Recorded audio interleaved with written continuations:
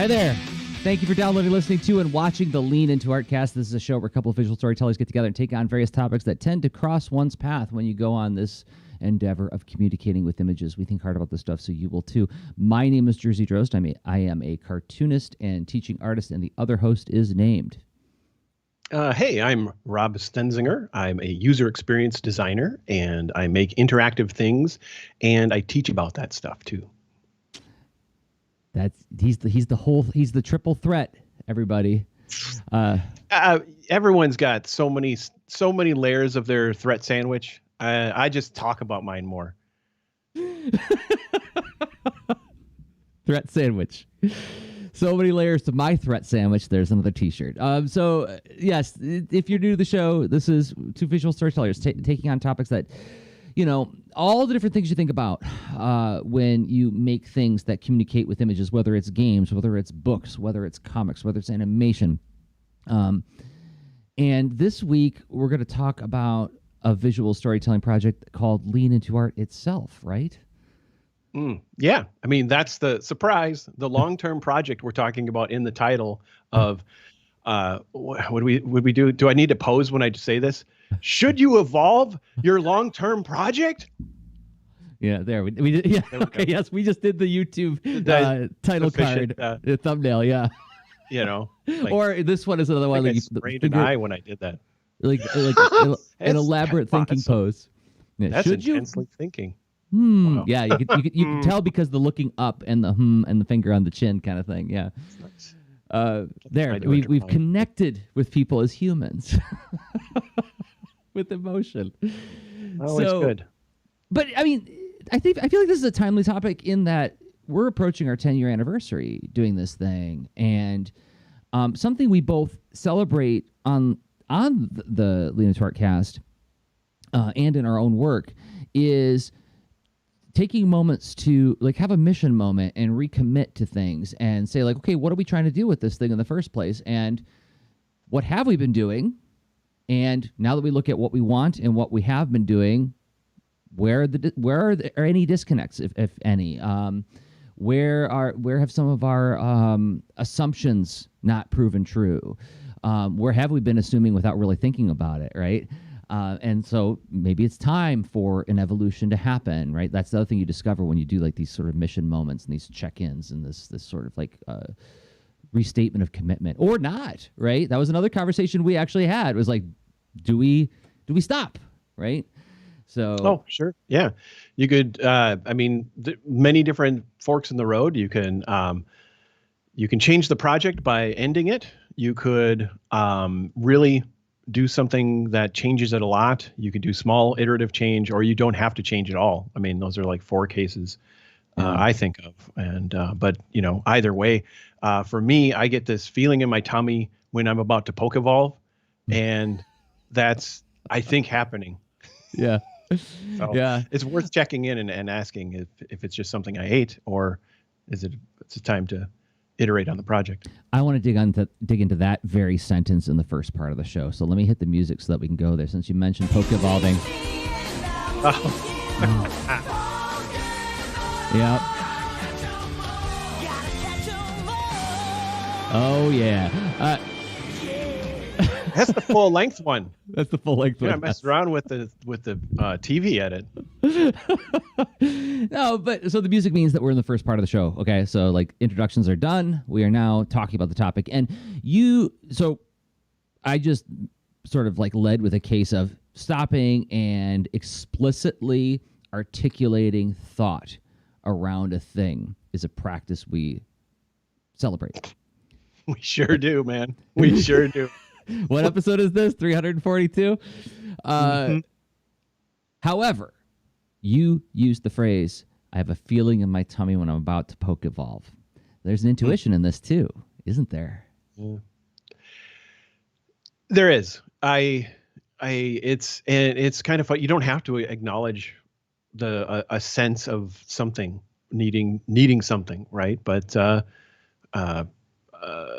it seems to me like I've worked with folks who have a really strong sense of their sense of intuition, and they were really awesome at their job. So I just that's something worth noticing, and I thought it made me think. I'm like, am I excluding my intuition too much sometimes? And off I go thinking about it. But so like it's I mean that's an ingredient in this whole mix of like I think there's something worth exploring, right? I mean, so I guess intuition could get you to look in a certain direction or have a certain hunch of something that you should go find, whether or not you have a strong, clear idea. But that's either way, that's pretty darn useful. What are your intuitions here? Well, no, I just think it's worth underlining that this isn't. There wasn't a calendar event that went off, right?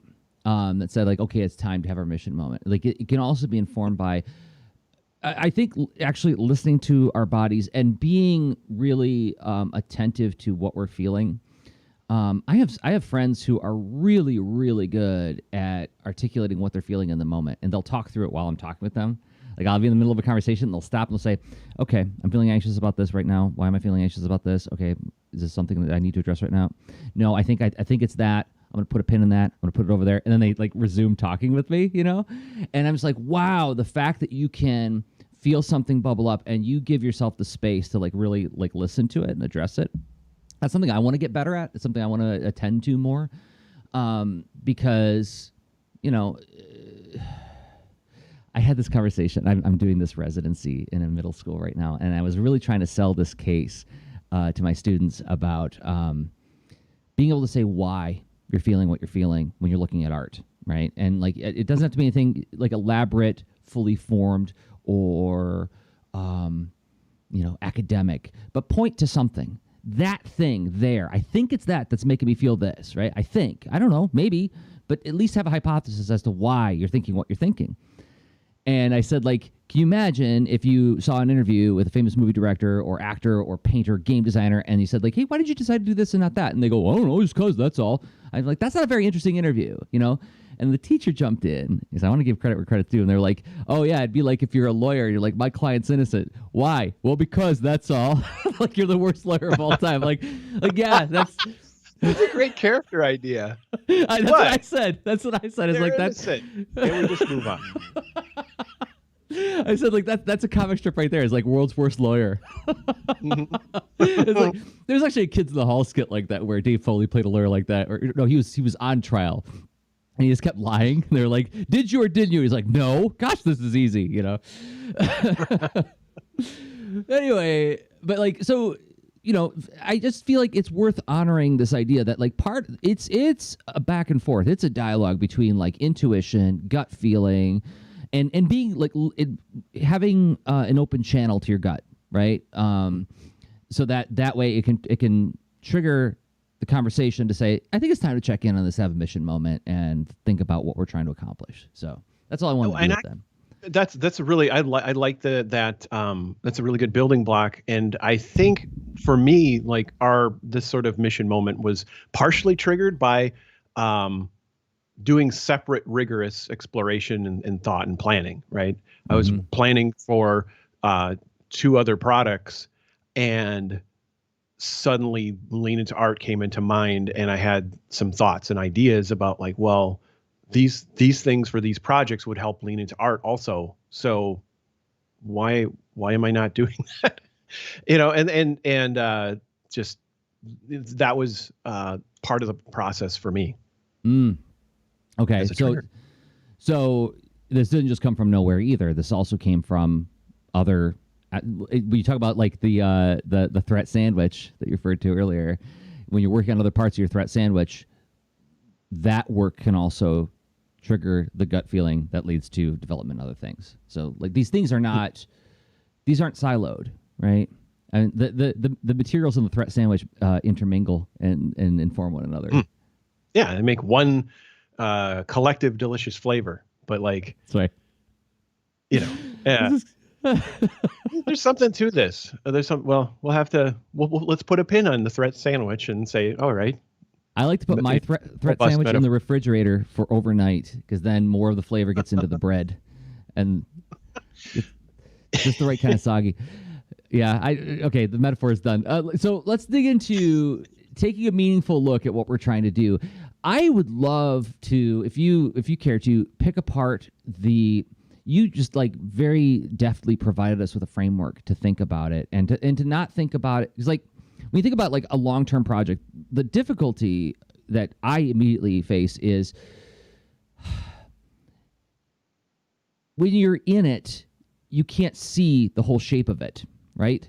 When you're in, like, this is that part of the process of making a comic that Kazu Kibuishi talked about, like when you're like, oh, this is terrible, I'm terrible, and then you press on, you say, hey, not so bad. The reason you're saying I'm terrible is because you don't have the context or perspective to even know what's happening. Everything is ambiguous when you're partway through, and you're not sure if any of it is like congealing or coming together in any kind of way to like create the thing that you hope you were trying to create. And that's where that fear and anxiety and sadness can kick in. And I feel like there's something similar in saying like, okay, here's the thing you've been working on for almost a decade. What would you do different? Go. It's a big thing that I have a lot of different experiences with, and it itself has had like a lot of permutations, and I haven't thought a whole lot actively about the different stages this thing has had in its life cycle and what it's meant to me. I've been showing up and doing it in a very reflexive way. Like, it's like, again, that the metaphor I always come with for my students is like when you get on a bike, you don't think about where your feet go, so you just go, right? And then if somebody stops you in the middle saying like, how are you balancing that exactly? You might fall off the bike and trying to think about what your body is just doing naturally. So anyway, that's all to say that like big long-term projects can seem like an unwieldy thing to like begin to think about like in any kind of systematic way, thinking about like, how do I improve it? Beyond getting feedback from people, how do you do it? And you just like sent me this simple text. You said, okay, let's just think about it in terms of what we make this discoverable, consumable, subscribable, and purchasable. And first observation before I pass the baton back to you is, I love that those are like, are those verbs or are those adverbs? No, those are verbs. No, they're adjectives. They describe the thing.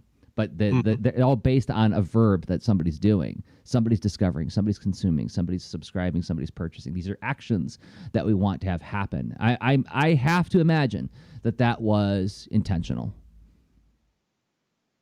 I was minding my own business and putting something up high in the closet, and the whole thing fell down on my head when I woke up. I saw the mess around me, and I saw discoverable, consume. No, so these are qualities that this is something I've been trying to find a useful set of concerns to frame all kinds of projects for me and for the people I work with. It's a service of being a collaborative designer to provide prompts that help us explore things in a constructive way to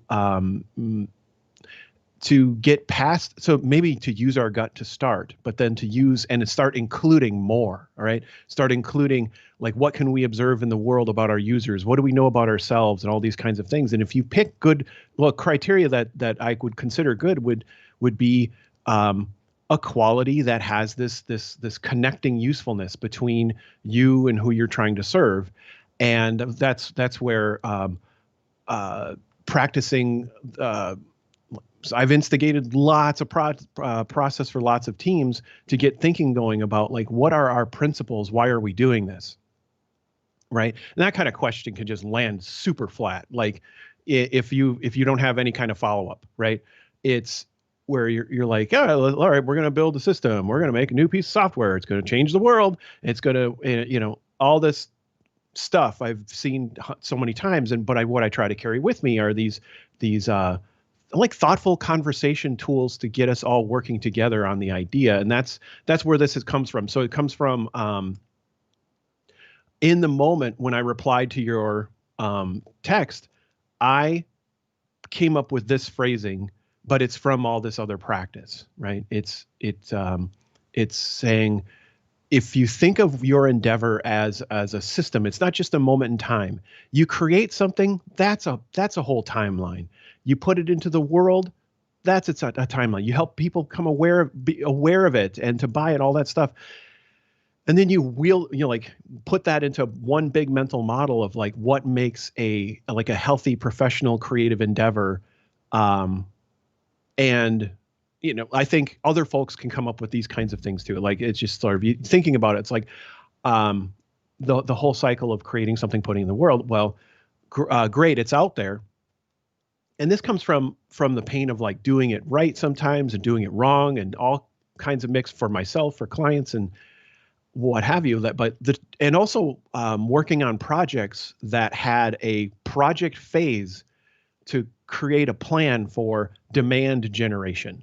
And I'm like, depending on the institutions or organizations I've worked with, that wasn't in the vocabulary. There was just sort of, well, if you're working on a thing for an internal audience, they just get to shut up and use it. And I'm like, we could do better than that, but I never got to the whole demand generation thing. And so for me, it's this is my, phrasing, make it discoverable, make it so people can find what we make. And then when they find it, make it so they can actually consume it in the context where they meet it for their needs, for the needs that they have and that kind of thing. And then I want them to come back, right? Let's make it so that there's a way to stay connected, subscribable, and purchasable. It's like, well, I want it to be funded. So how do we get this? How do we go from, being discovered to now having a customer, right? And that kind of thing. So anyway, because I think there's other suitable words to frame this. No, right? That's exactly it. That's why I was trying to describe them in like what kind of words they were rather than get too hung up on the words themselves, right? Because like this is by no means a magic spell or a recipe list or like here's the four things you need to do in order to improve your product, Every time. We're just practicing for when we do it on our shows, everybody. But for those who are listening to the audio, we're doing the thing that you see on YouTube preview tiles when everybody's like making like some kind of wild face pointing at the thing. So it's so funny. I think this is one of the reasons that we work together so long is this is precisely what you do in teaching with a lesson plan. You have to describe outcomes. What are the outcomes? And the outcomes are verbs. The outcomes are like these things are specified in learning standards by state governments, right? It's like in third grade, students should be able to do these things. And so when you build a lesson plan, you create activities that are designed to help them be able to do that thing. And so this is sort of like hardwired into me in terms of like when I'm thinking about making a thing, especially a service-based thing, I'm really thinking about like, okay, when I say the word success, what are people doing in the room that makes me say success, right? It's not what product is created. It's not whether, I don't know. What are some of like the typical things people would point to and say like that's success? I had a lot of students, a lot of kids, a lot of people showed up. Well, that's a metric. Money and attention. Those are common metrics. Yeah. There you go. Yeah, we had a lot of butts. Here's our sales numbers. Here's our traffic numbers. Right, and I have this potentially, depending on who's reflecting on it, an annoying habit of saying, okay, but what did people do? Right? What happened? What activities and what interactions did we observe? Because I can have an event where 6 people show up, and something really rich and profound can happen that can have effects that we can't even predict. Right. So like, and that works against the metric of numbers. So, and there's a kind of there's a mix. This reminds me a lot of the conversation and discussion about qualitative versus quantitative data, and to drive decisions on what you make only by one or the other will have giant gaps in your logic and. Finding a way to weave the two together in some useful understanding that helps you make decisions is a healthy pattern to try to figure out for your business, for your project, anything you're making that has a professional aspect to it. Yep. Don't misunderstand me. I'm not saying that butts and seats don't count, because another part of lesson plans is they want you to predict what percentage of the students will be able to do this skill after your class. You say, like, by the end of this lesson, 80% of the students will be able to do X, Y, or Z, right? Which I know it throws a lot of people who have done this before or haven't done this before, haven't made a lesson plan. It's like, wow, really? You're going to make that prediction? Once you've done it a number of times, it's like you can make some pretty fair predictions based on that. So you learn an intuition for what kind of activities are suitable to what age groups. Like if I say, like, okay, I'm doing a lesson plan for third graders, and we're going to talk about ambiguous panel sequencing that could be read in a multiplicity of ways, where you can look at the page as a unit or each individual panel as a unit, and there's different meanings based on which ways you look at it. I'm like, yeah, 2% of my students are going to be able to create a page that demonstrates that. But give me 11th graders, I could say probably like 75%, So. No, okay. So that's right. And it's, let's see. So to put an extra emphasis and spotlight on the qualitative aspects, that's where you can say, like, oh, we lived up to our beliefs and our principles, right? We did this thing in the world, and we have observational evidence that we lived up to these things. And then we then had, through discussion or observation or feedback, someone wrote something, right? Like, we can observe that we had this effect on the world, but it's not going to have like necessarily the like simple numbers and easy to summarize in a quantitative way. But you can. So now you can get a mix where if you get enough of that qualitative data, you can look for trends in it, and now you can make sort of hybrid, like quantitative observations on qualitative data. So that's like big time, great, healthy project decision situations if you're doing that. Which are we doing that and leaning to art as I say that out loud? Yeah, I think we do. Because we listen to feedback, we get emails, we have our Discord, we've had other mechanisms to chat with us, whatnot, Patreon, and we can observe like the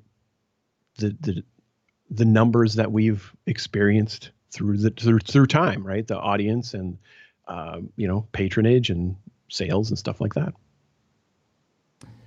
So I feel like this is a good spot to pivot to talking about generating hypotheses. What do you think? Mm-hmm. So yeah, that sounds really good. So Rob started us off with giving us a framework for thinking about, okay, let's look at the project through these 4 lenses, and let's evaluate whether or not we're doing let me put it this way. How would I put this? Whether or not change needs to happen in order to better serve one of those lenses, or better improve the project through one of those lenses. Does that sound fair? Or if we need to do something to get more insight on this idea, right? So test the hypothesis. And, there we go. Yeah, what will let us do that?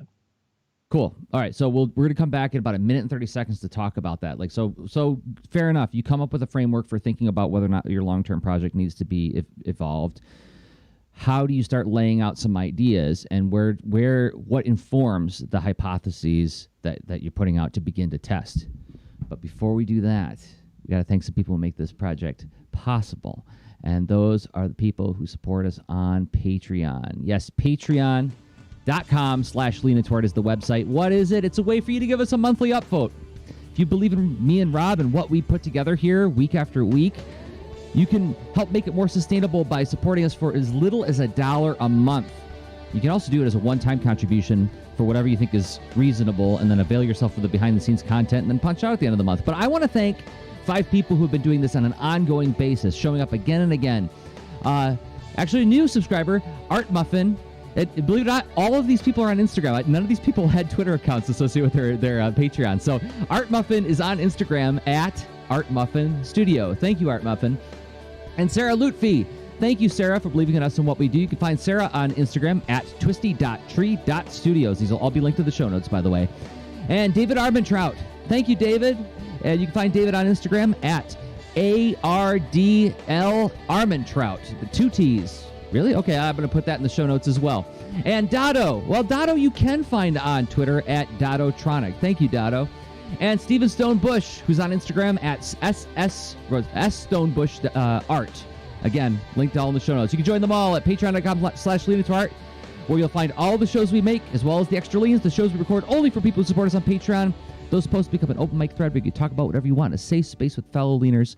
Patreon.com/leaningtoart. Thank you to everybody who supports us there. It means a lot to us. Mm-hmm. It really does. Thank you. All right, let's go to a classic for the next transition.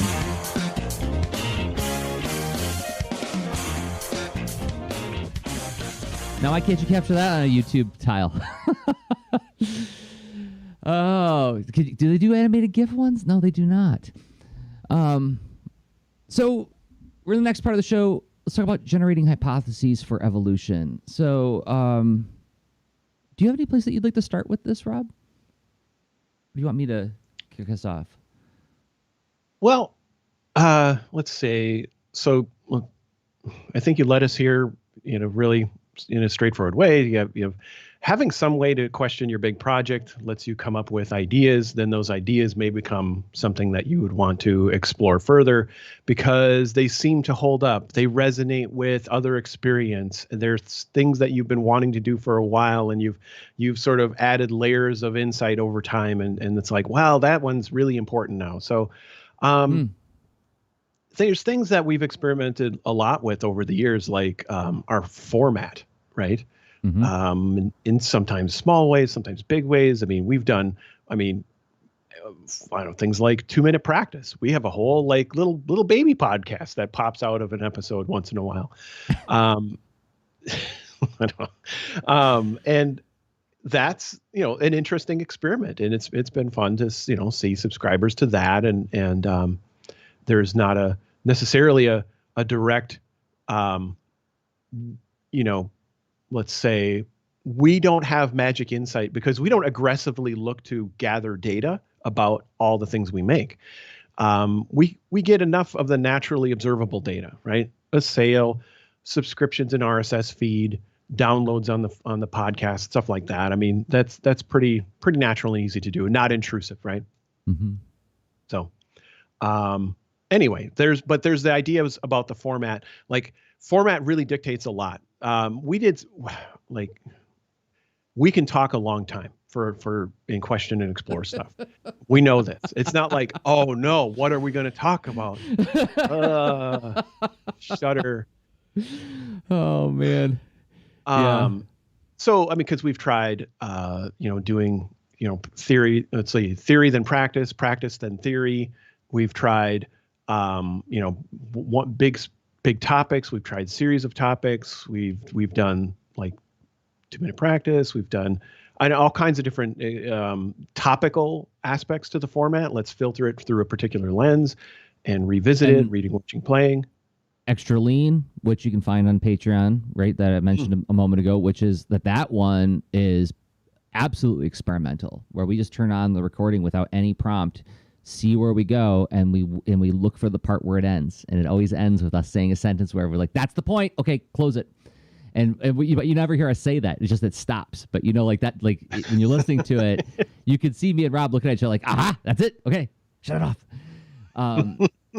And we have hundreds of those too, right? Like there's like 160 something in there in the. It's up there. I think we're getting close-ish to 200, but we do one a month. So we have lots of evidence that we can fill time in a thoughtful way.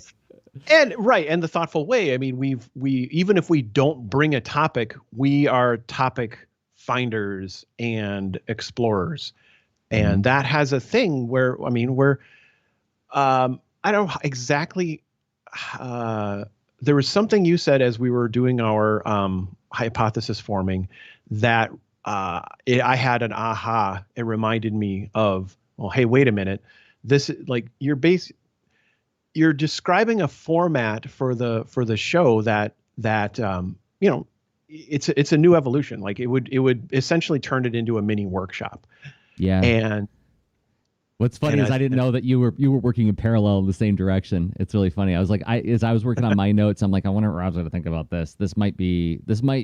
I might be asking for too much when I say like maybe we should shift in this direction. And then like I was like halfway through my pitch, and Rob's like, oh, you mean like this? And he pulls up this sheet of like sticky notes with the basic idea of what I was describing. I'm like, okay, yeah, we're very much on the same page, like literally. Mhm.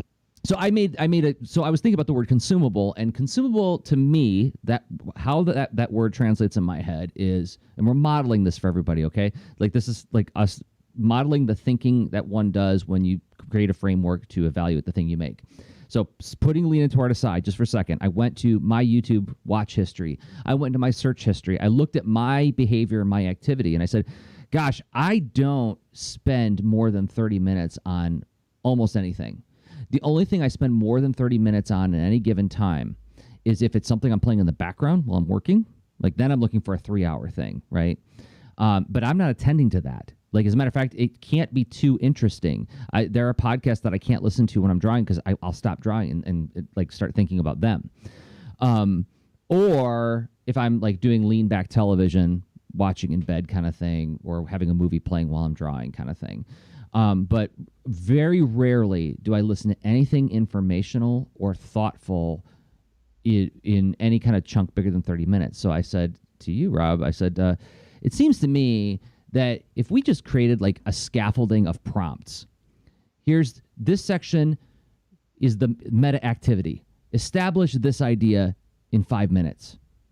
We don't need much more than a topic word, and we can fill that 5 minutes. Right. And then like if we have section 2, here's the meta framework. This is the part where you talk about this kind of aspect of the idea. Plug in idea word. And I think I said like word balloon. Put word balloon there. I can fill 15 minutes talking about a framework for thinking about word balloons. Right. Is that what you're talking about when you were referring to what I threw on the table? Yeah. And so you were describing, you were sharing,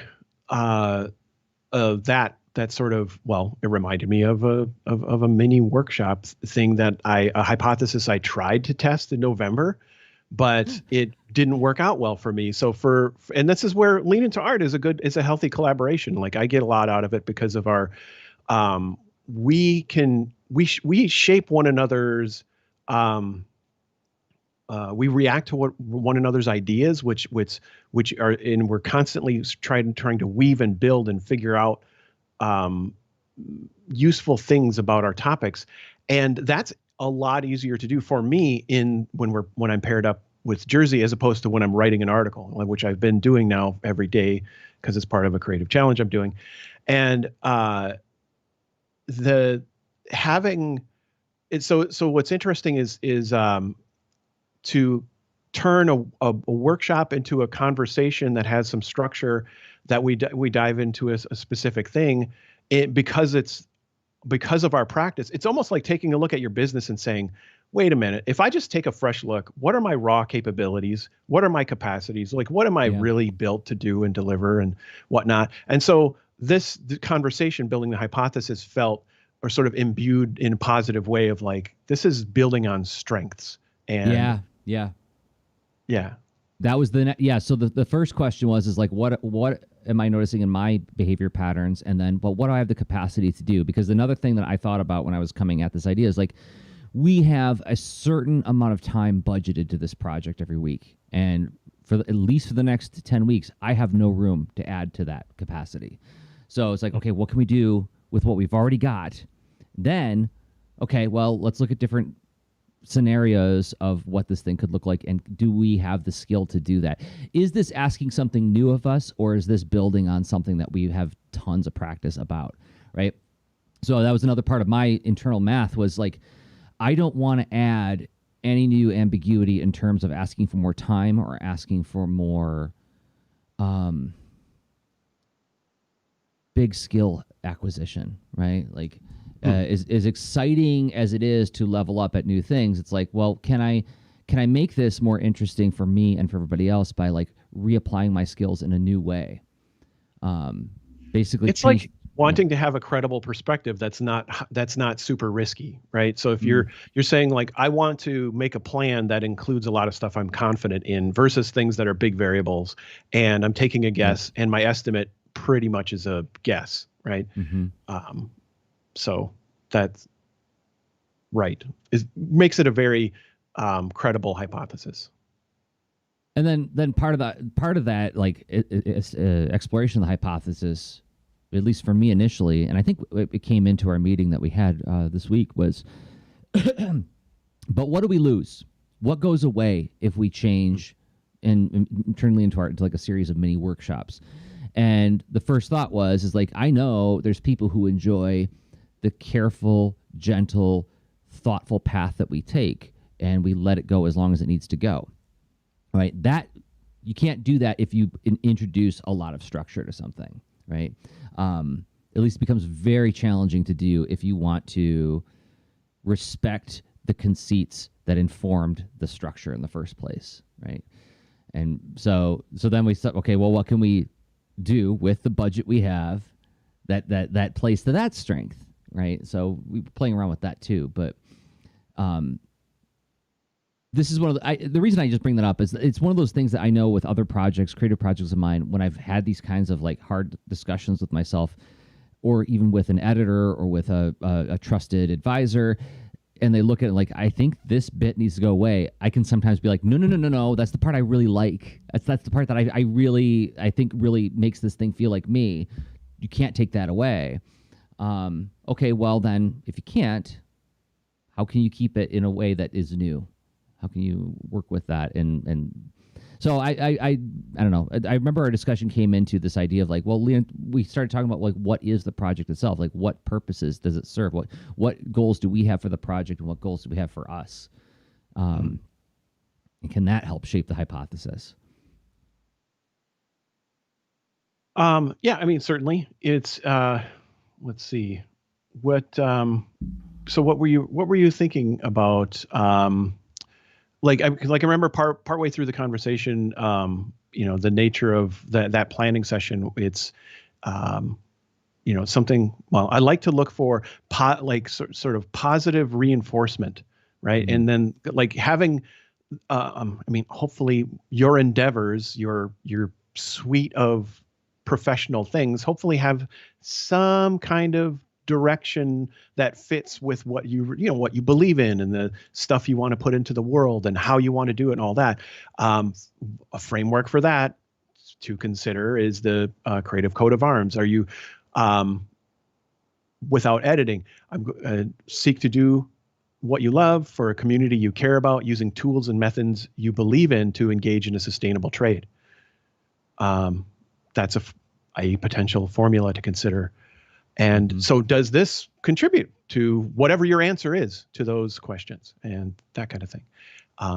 And the answer, for us was yes in different ways. And that's that's an important thing to check in on, right? Because again, the different outcomes that that kind of planning session can have, I mean, it'd be good to know if it's really not putting you in a place where helping you get to where you want to go next. That kind of thing. Yeah. So you also introduced another. Oh, I'm sorry. Did you have someplace else you wanted to go with that, Rob? No, I'm re-looking at the criteria. Like I was thinking, well, what could go wrong? And I'm like, you kind of touched on that, but yeah, no, I'd like to dig into that, because that was a very fruitful part of the conversation that came like right at the end, and I was like, dang it, I have to go. I wish we could spend another hour on this, because that is a really worthwhile question to ask when you're establishing these new hypotheses. Is like, because we can't walk away from the fact that if you've been doing it a long time, there's been something that's been successful about it for you, at least, to keep doing it that way, right? And so when you think about like, well, what do we lose, or maybe there would be gains, but is there anything in this hypothesis that we might be missing that doesn't point back to what our values, what our goals, and what our needs are from the project? Are we creating some unforeseen frictions or complications or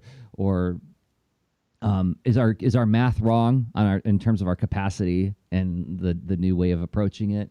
What other things? What other kinds of ways can you ask the question, what could go wrong? Well, another way to ask that is, like, we've talked about the Venn diagram of, is this, it was the thing you're making. We talked about product, minimum viable product and all that stuff. So many things that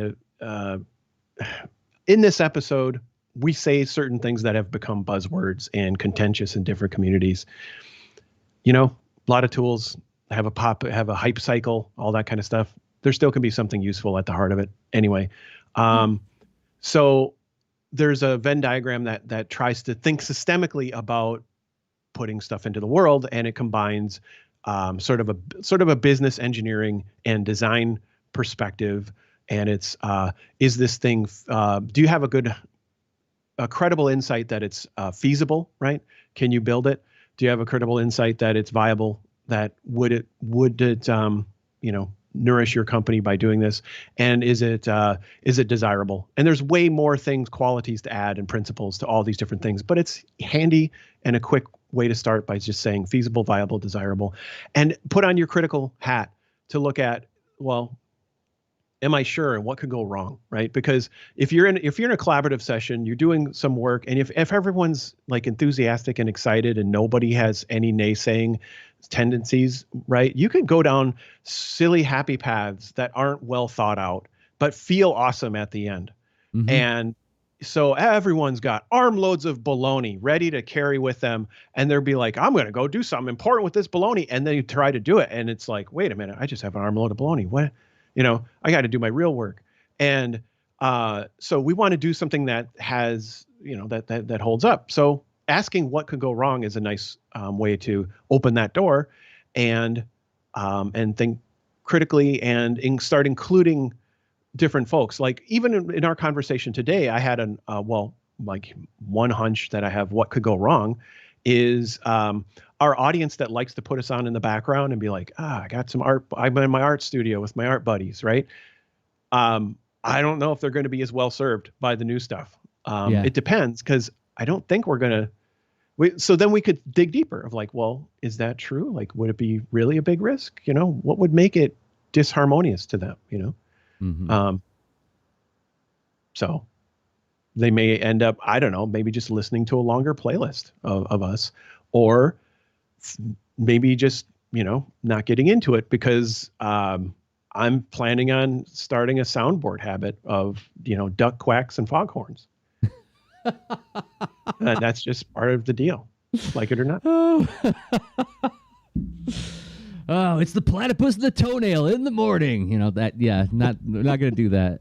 I think that was not discussed at our meeting. Oh, wait. Yeah, good.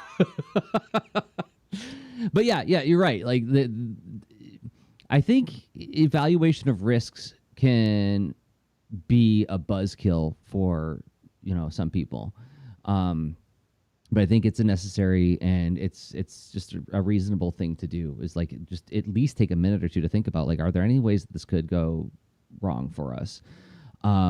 I think about, like, if anybody's read any Beatles biographies, like when they opened Apple Records, they had like this very idealistic idea of like, everybody just come in and make art. If we create like this open playing field and like level the playing field rather, and like not have all these gatekeepers, it was like they had like that spirit of the early internet, and like Apple Records headquarters just became like this menagerie of weirdness of people who are just like, they weren't there to necessarily make anything. They're just there to be weird and hang out, hang out with the Beatles. Of course I want to, and so like they quickly realized, oh, that was a mistake. We got to like actually have a plan of some sort. Anyway, so yeah, where else can we go with this? Is there anything else that we wanted to? I guess one more activity, thinking about, using this, like repeating this process in your own way. It's important so that what could go wrong. A lot of projects have other risks that podcasts overall don't, right? Like you're creating an interactive system. You should try to think of groups that you would do unintentional harm to, stuff like that. Oh, goodness. If you're making an online game that involves children, you should really think about not freaking including chat. Yeah. So you should super think about that. Anyone who is in this circumstance, stop adding chat. Anyway.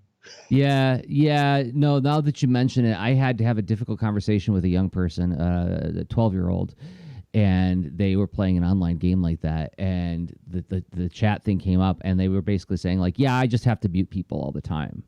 And I'm like, yeah, but that's a drag that you have to like attend to policing your own game, you know?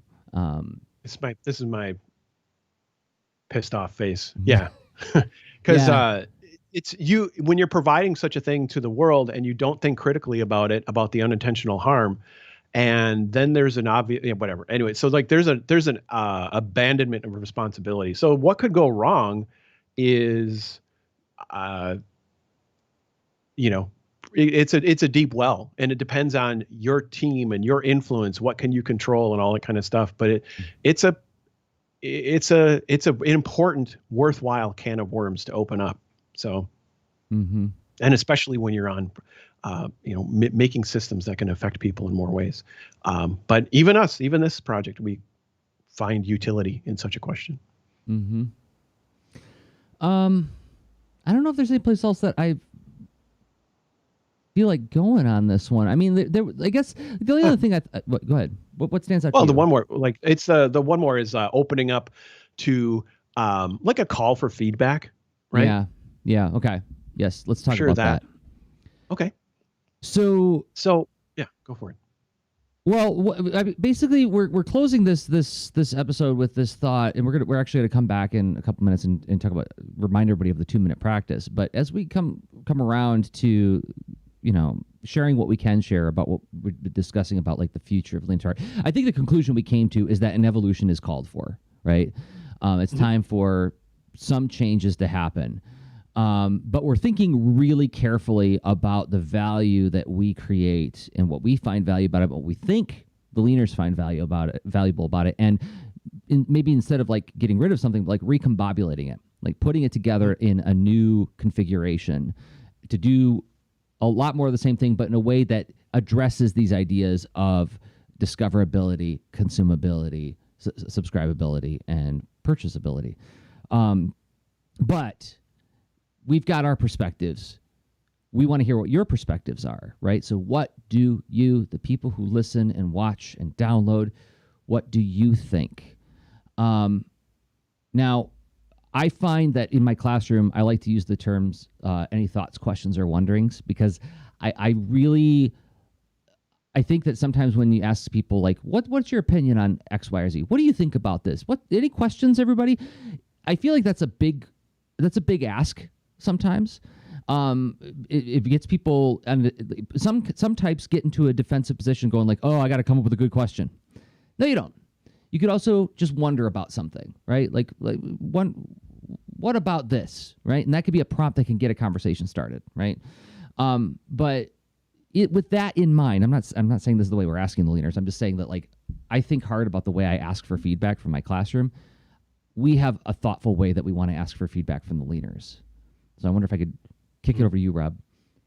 Certainly. And regarding asking for feedback as a general activity, try to go. Well, a great book about this is Just Enough Research by Erica Hall. Fantastic way to dig deep into this topic, but in an approachable amount of content. I mean, it's super informative, but it's not like a book you would get in the 90s about like, oh, I better learn how to make a website, and you'd fill your backpack with 60 pounds with one book. And this is not that. It's just enough book for just enough research. So so you would dig deeper into ideas like I'm about to just generally point to. When you ask folks questions, we create a product, we feel so attached. Try not to, you want to get good data, so don't disturb them. Let them just respond. We're trying to ask something in an open way that gives us your ideas and doesn't lead you down paths based on our own like quirks and needs and stuff like that. It's just about you and in your concern, your reality, right? So like in a usability test, it's like, if you're sitting there interrupting people about how do they use your comic website or whatever, you're not getting good data, that kind of thing. So, and if we're trying to ask you about predicting your future behavior, and if you have the urge to ask your audience to predict their future behavior, don't do that, because it's not good data. It'll just help you feel stuff that doesn't mean anything. You just have an armload of baloney. Anyway, moving on from that, for us, this is really any of the your thoughts, wonderings, and questions all are welcome. And in case you have you want like a starter prompt for answering a question, how about this? Describe what it is about Lean Into Art that gets you to tune in, and how does it help you? So there you go. Describe what it is about Lean Into Art that gets you to tune in, and how does it help you? And share that with us in any format that you're comfortable, like, Twitter, Instagram, ping Jerzy, ping me, ping our Lean Into Art profiles, which we don't have one on Instagram, but, comments, the Discord, anywhere's fine. We'll gather this, and it won't be an armload of baloney. It'd be very, useful ideas that we can, we just soak in and see what we see from it. Whatever you share, we'd love to hear. That's awesome. Yeah. And I like that there's not a single canonical place to do it. Do it where you feel comfortable expressing yourself. So, all right. Well, great. And we, of course, we thank you to everybody who will do that or has done that.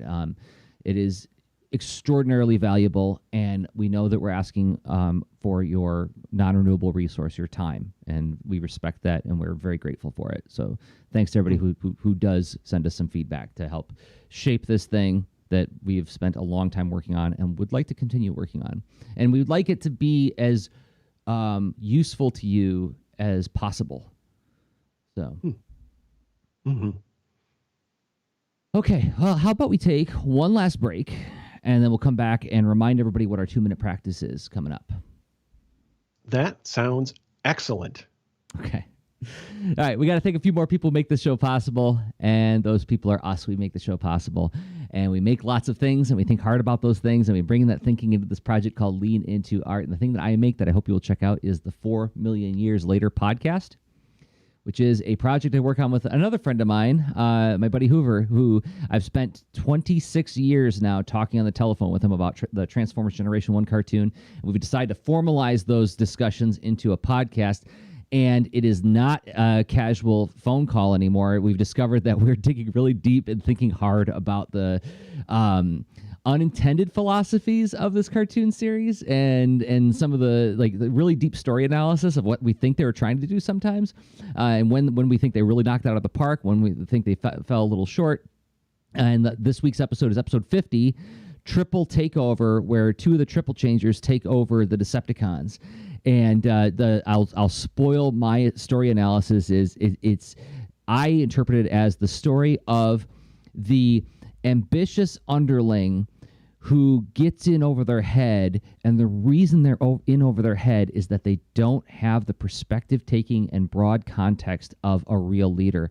Astrotrain decides to make his own army, and he makes them out of passenger trains, just upgrades their brains. Why? Because he can't see past his own vanity. I'm a train, and I'm great, so therefore, if I'm going to have an army, they must be trains, right? Blitzwing hires a football coach to be his military advisor and keeps getting military advice from this guy, and not thinking that, well, just because he's a strategist on a football field means that he could be a strategist that could help me lead. So it's a wonderful story of what happens when people with limited perspective try to get into bigger areas, and when they refuse to learn from that. That's what I got from Triple Takeover. That's the kind of things that we talk about a lot in the 4 Million Years Later podcast. You can find it at 4millionyearslater.com. And you can also follow us on our Facebook page, where Hoover posts about all of our future episodes. And you can check out our TeePublic store. We can also buy our T-shirt. Rob, are you ready? I'm ready. All right. Yeah. So I just, of course, 4 Million Years Later, it is an awesome podcast. You totally should subscribe. And if you're listening to Lead Into Art, then it's a clear win for you. There's a Okay, I have a store that collects a variety of things I do. We mentioned this sort of metaphor of a sandwich of a lot of different things and ingredients and whatnot. I have a variety of services that I offer. I do let's see, creative process coaching, and that's where basically you can just send me an email and we can talk about setting up some recurring coaching sessions. Could be just one, could be a few, right? And help you work through getting, becoming more user-centered, becoming more learning-driven and data-informed about how your team functions, stuff like that. Or even if it's like big career choice kind of things, doing like 3 sessions, doing like even a season of that. It's can be a very timely, useful kind of thing, kind of service to engage with.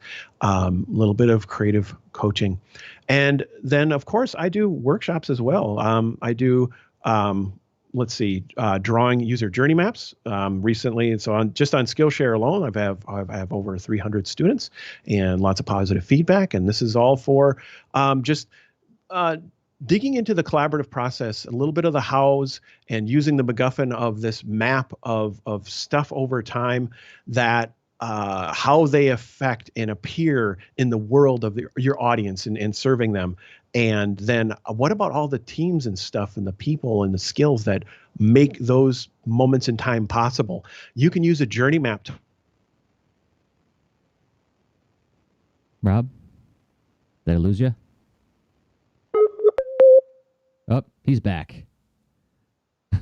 There we go. Gotta love a tech issue and an ad read. So drawing user journey maps, drawing your attention to that. It's a really useful 47 minutes of your time to get into this practice and think about, well, what can go wrong about them, and ways to just do it well and in a healthy way for you as an individual or your small team or your big team. There you go. So check it out at robstenzinger.com/store.html, or you can just go to robstenzinger.com and click on the store link in the upper right. So there you go. If this week's topic was especially interesting to you, I feel like drawing user journey maps would probably be a workshop that would bolster this content. It'd really like add a lot of value to, the discussion that we've already had. The last thing I hope you'll check out is the link to our Discord. We have a forum now, and the invite link is in the show notes for this episode and every episode. You talk with us in a time-shifted manner. There are 3 public channels where you can, suggest, you can comment on episodes and suggest future episodes, share some of your 2-minute practices. But then there's 3 channels that are only for people who support us on Patreon. And there's even like a social channel. You just share things about your life that's going on. And once again, Discord, super fun place to have time-shifted discussions. Thanks to everybody who's been hanging out there with us. It's been fun to get to know more of you and talk with you in a relaxed way. I find hanging out in Discord so much more pleasant than being on social media, especially in the last several years. So, and I realize that one of the differences that it presents is that in social media, I'm sort of choosing who to follow and listen to. With Discord, it's more like I've created a room and people can just come in. And so there's this kind of delight in the discovery of people. It feels more like natural socializing, like when I'm at an after party at a comics festival or something. And it's like, okay, well, we haven't met yet. What are you about? Whereas again, in social media, it's like this weird combination of people that I've watched TV with and who I love, people who I admire, people who maybe I don't admire but feel like they're important to listen to. It makes a different kind of noise, right? Oh yeah, I mean it's evolved a lot. I always treated it a lot like a place to be like, I'm so happy I made a thing here. I shared it. Oh, you made some things too, and I like to learn from things that people make. Oh, I'm going to look at that, and it has certainly evolved a lot since. And that's an interesting topic of a lot of different complex context of. I think speaking of thinking about where could it go wrong and doing unintentional harm, there's a lot of ways that social media could do better. And obviously, when you hear the kind of ways that we frame problems and creative process and stuff that works for us, yeah, I mean, we're biased about things that are sustainable, that don't do harm, and that you try to learn and adapt, make amends for things you did wrong, that kind of stuff.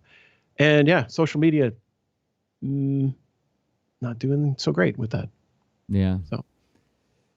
Well, let's talk about something a little bit more pleasant, and that is engaging in ongoing fun practice to level up, explore new territory in our creative life, connect with aspects of creativity that maybe we don't normally make time for, discover a little bit about our perspective on the world in a way that is more intuitively revelatory, and that is what we call the Lean Into Art 2-minute practice. I was That's just great description. I hope he's talking about 2-minute practice. I was coming up with that on the fly, and I was like, okay, let's see if I could stick the landing on this. But yeah, so I described like sort of the intention or sort of the outcomes of the 2-minute practice, but what is the 2-minute practice like when you're doing it, Rob? Well, it's super literal as a title, and it's a matter of filling in the blank with what's that practice for you for now. And the idea would be to probably revisit the same practice multiple times. And we've framed that in a variety of ways. And it's sort of, go ahead and there's a side column on leanintoart.com/2-minute practice, the number 2-minute practice.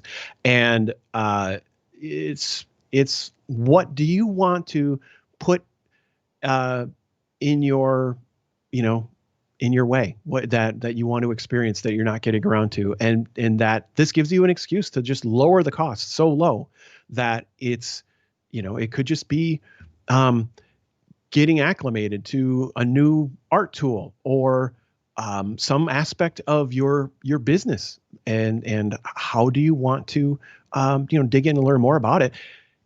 2 minutes are easy to find somewhere. Like you could find 2 minutes right now by just zoning out. The show will still be playing in 2 more minutes, right? But like, Totally, yes. You can literally just do that and have a practice. Probably not the optimal, and but it's affordable, right? And so why not? That's been part of this experiment of just make it really approachable to try this stuff that we want to try. So, which of course we tried something. We're in the midst of a practice right now, which is what? Which is well, going to that word wonder again, like wondering, wonder about some goals instead of trying to come up with a formalized. I mean, you can come up with a formalized list if that's your preference, right? We try not to be prescriptive about it, but we try to be gentle about it so that it's not like, well, here's the right way to do 2-minute practice, here's the wrong way. So we set a pretty low threshold on most of the practices and saying like, just wonder about some goals, capture a few ideas about goals. What does that word mean to you?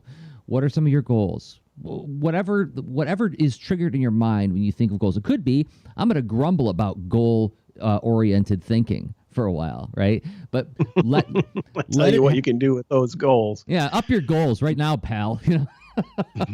But like let it happen. Let it. It's part of it is that too. It's like I've been really on this kick this last couple of years about like how the idea of like I one of the reasons like mythological storytelling is so interesting to me is that it just works on you. Like you don't have to have a Campbellian eye open all the time to see what it's doing. It's just like you receive it. Right. And I'm really getting a kick out of this idea of like receiving something and letting my intuition do what it needs to do with it. Which sounds kind of counterintuitive given like the whole premise of this project.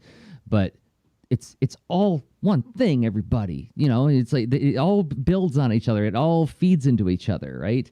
Your dreams are telling you things, and you can think about those things in an explicit and thoughtful way. And then that thinking will go back to feed into the dreams. Like something I've been listening to on the this Jungian Life podcast as they're describing like the subconscious as like this whole country that's beyond this giant wall. And sometimes it throws things over the wall and lands in front of you. And that's that dream that you had that you can't shake off, right? And then you like think about that and you puzzle it out, and then you throw a few things back over the wall, right? And so like that's the way like your conscious mind and subconscious mind sort of like build and support each other and communicate with one another. I love that metaphor, right? And so that's kind of the 2-minute practice means to me personally, is it's a way to engage with this thing that, okay, I'm going to let go. I'm not going to think hard about this stuff. I'm just going to see what happens. And then come back and reflect on it in an explicit way with Rob at the end of Lean Into Art cast and in the microcast, which you can find at leanitoart.com/2-minute practice. That's, yep. I couldn't have said it better. Let's, so feel free to play along. Feel free to pick your own practice and just experience what it's like when it doesn't matter what happens in those 2 minutes. You just tried. And that is something in and of itself where you're exploring this habit of being willing to try. Yeah. Well, I think we did a podcast, Rob. So thank you. Thank you. It's a lot of fun, and it's meta on top of all kinds of things. We made this about our project so much explicitly, but hopefully there's some useful stuff for everyone else too when they think about their projects. And we record this show weekly on Thursdays at noon Eastern Time, 11 a.m. Central. We stream it live all over the internet, including our Discord channel. And then we collect it as a podcast at leanintoart.com and patreon.com/leanintoart. We'll be back next week. Till then, everybody, I have been Jerzy Drozd of leanintoart.com and Jerzy Drozd on Instagram. And I've been Rob Stenzinger of leanintoart.com as well. And I'm Rob Stenzinger, places like Instagram. Okay, bye. Show notes for this episode can be found at leanintoart.com. You can also follow us on Twitter at the user leanintoart, and you can reach us via email at leanintoart@gmail.com. And remember, leaners aren't wieners. Thanks for listening.